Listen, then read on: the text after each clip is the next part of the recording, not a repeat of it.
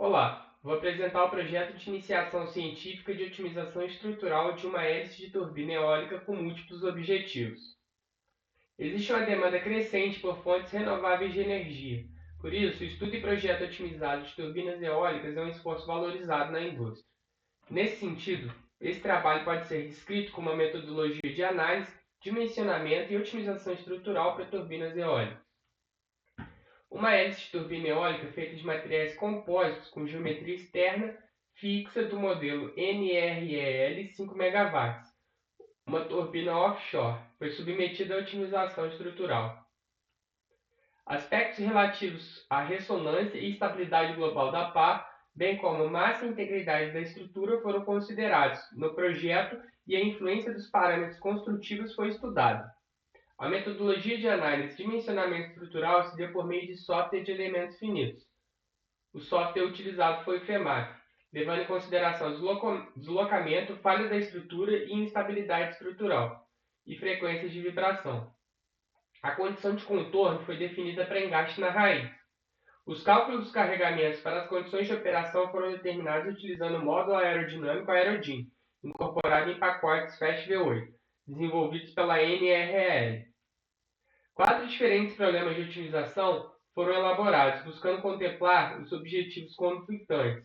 Entre esses objetivos, alguns deveriam ser minimizados, como peso e deslocamento, entre outros, e outros maximizados, conforme a formulação. Os algoritmos utilizados são baseados em meta-heurística, que consiste em uma forma de investigação e busca por uma solução ótima. O framework de otimização está sujeito a funções que se deseja otimizar e as funções de restrições, as quais devem ser estritamente obedecidas. A integração da otimização com o software de elementos finitos se deu por meio da interface programável do FEMAC, com o Python. Desse modo, foi possível ajustar o sequenciamento e configuração das camadas para cada indivíduo ao longo da otimização. As variáveis de otimização foram definidas dividindo a parte externa da pá em 18 regiões, e 12 regiões internas foram adicionadas para enriquecer a estrutura. Para a solução do problema de otimização foi escolhida a biblioteca PyMu, Multi-Objective Optimization em Python. A fim de obter resultados através de diferentes métodos, foi utilizado um conjunto de algoritmos de otimização, considerando múltiplos objetivos e restrições. Dessa forma, foi possível avaliar o desempenho desses métodos e compará-los entre si, considerando a pontuação e diversidade das soluções nas frentes de Pareto. Os resultados a seguir são para cada problema de otimização, definidos do 1 ao 4, respectivamente.